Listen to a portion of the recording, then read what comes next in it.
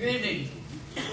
Well, I'm thrilled to be here tonight, and actually I'm representing my colleague this evening, Ed Rivet, who's our Legislative Director for Right to Life in Michigan, and Ed's got many, many years under his belt, and so I'm kind of filling in for him tonight because he's speaking at another engagement. But in my capacity as Director of Minority Outreach and Gift Planning, my office is actually located in Farmington Hills, about 10 miles from here. As a matter of fact, this office is also the official Right to Life in Michigan Oakland County Educational Resource Center. But I would tell you that because we are there for the general public to pick up information, pamphlets, brochures, whatever, about a number of issues in the pro-life movement, as well as to borrow books and tapes and CDs and volunteer their time and talent to the organization. And it's also a place where we assist our main office in Grand Rapids in its as a statewide in our statewide organizational efforts. So we're located on Northwestern Highway, right at the 13 Mile Road, and in the same building as Comerica Bank. So if you're in the area, stop by and say hello, because now we're old friends, right? Well, for the record, I just want you to know that I am not a policy expert by any stretch of the imagination, but I can fill you in about what we're doing in legislative work, current things that we're involved in the state of Michigan. Dennis asked me to kind of fill you in on that, so I'll do that tonight. But before I start that, let's just touch base on who Right to Life in Michigan is. I want to make sure we're all on the same page. Right to Life in Michigan is a nonpartisan, non-sectarian, nonprofit organization of diverse and caring people united to protect the precious gift of human life from fertilization to natural death. We strive to achieve the passage and ratification of a human life amendment to educate people on identified right-to-life issues, to motivate them to action, to encourage community support for participation in programs and legislation that foster and respect and protection for human life, and to promote and support pro-life candidates. We work on behalf of the defenseless or vulnerable unborn human beings, actually born and unborn, within our identified life issues, which are actually abortion, infanticide, and assisted suicide. So, as a grassroots-based statewide organization with over 36 years of experience, we have a productive lobbying presence in Lansing, promoting proactive pro-life legislation. For example, there's a bill in Lansing right now pending on an issue that is kind of near and dear to my heart as a person in charge of pro-life outreach for minority populations in Michigan. I'm speaking about the abortion reporting bill for Hispanic ethnicity, something that affects my work directly in minority outreach. That's House Bill 4406 or Senate Bill 372. And let me provide some quick overview. Our efforts to reach out to Hispanics concerning the #1 social concern in our country is hindered by the inadequacy of data collected. Hispanics are now the largest minority group and have gone unnoticed on abortion reports. The reason for this is that Hispanic is considered an ethnicity and not a race. There's also a deficiency in the data that is compiled in the annual abortion report. This bill is technically changes that to include Hispanic ethnicity to coincide with the Census Bureau. This is a bill that we really need in Michigan. At the same time, we're working on an adoption equity bill, House Bill 4470. In a nutshell, the adoption equity bill provides a framework for employers who provide leave of absence after the birth of a child to make the same allowances for families who adopt an infant at birth. We are very aware that adoptions, whether domestic or foreign, takes time to process. So this bill takes reality into consideration and fills the gap by extending the leave of time to be taken no later than the child's first birthday. And when good policy can play a role in promoting adoption with fostering a healthy bond between adoptive mothers and needy infants, well, we all benefit. This is just a very good bill indeed.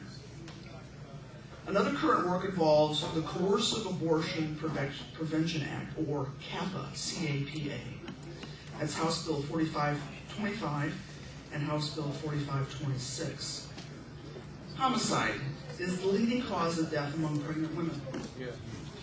The bills will protect the lives and well-being of pregnant women and their children by preventing coercive behavior from escalating into violence. This legislation protects women from the ultimate form of domestic violence, forcing a woman to abort her child against her will. The law itself will, first of all, deter potential crime against pregnant women, and secondly, influence behavior that prevents future unwanted pregnancies. The repeat abortion rate in Michigan hovers around 48%. Studies reveal that many more women who have repeat abortions also have a history of physical and sexual abuse. This law will stop the cycle of abuse and bring the perpetrators to justice. Even those who support Roe v. Wade can agree that coercion is an undue burden on a woman's right to choose. Failing to protect women is wrong. Abortion may be legal for now, but coercion is not. Then there's the Partial Birth Abortion Act, Senate Bill 147 and House Bill 4212. In this bill, we know that Michigan must have this state law in place in order to provide more responsive enforcement. It would grant the authority to the state attorney general and 83 county prosecutors to act rather than relying on federal attorneys within the Obama administration. The U.S. Supreme Court has upheld a nearly identical ban on partial birth abortion, proving that it is indeed constitutional. For over a decade, the American public, through 30 state laws and by 3 enactments of Congress, have called for an end to this brutal procedure. In fact, the Supreme Court has affirmed the right of legislatures to draw a bright line between abortion and infanticide. The Embryo Research Accountability Act is being prepared in Lansing as we speak, and it will address the aftermath of Proposal 2 regarding embryo research passing last November. Bill numbers have yet to be assigned, but we expect to receive those soon, and so here's what the bills are all about. It must be written into statute that only certain embryos may be slated for destructive research.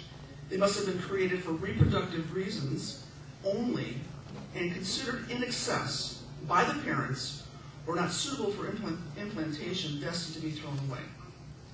The legislation bans intentionally creating human embryos for the sole purpose of destructive research, including the creation of human-animal hybrid embryos. This legislation closes possible loopholes which may have allowed cloned embryos to be smuggled into the state. Human embryos are becoming a commodity in high demand, and this emerging new market must be regulated and overseen. Fertility clinics are competitive, lucrative, for-profit businesses catering to childless women who are very desperate to have a baby. The state has an interest in protecting its citizens, and with this legislation, the industry will be subject to the same transparencies of other healthcare facilities. And finally, the Employee Accommodation Act, sponsored in the House by Representative Pete Lund. This bill deals directly with the issue of healthcare providers' conscience rights, as we are seeing the Obama administration currently reversing protections put in place by President Bush. We are waiting for a House bill number to be assigned, but the highlights of this are really that healthcare workers, students, and researchers who object to certain procedures for religious, moral, or philosophical reasons have a fundamental right to exercise these beliefs and should be protected by law. This legislation requires employers to develop an accommodation plan with their employees to adjust their schedules or duties when an employee objects to a particular healthcare service. This accommodation, or this plan, must be in writing and on file for the duration the employee is working. Employees may raise their objection with their employer, but never with patients who are seeking treatment. Now, it is illegal to destroy live human embryos now in the process of experimentation. Protecting the conscience rights of researchers will be a priority, and employers must not discriminate on the basis of religious or philosophical beliefs when hiring employees in healthcare and biotech fields. Let's give Kathleen Crombie a big hand. We have time for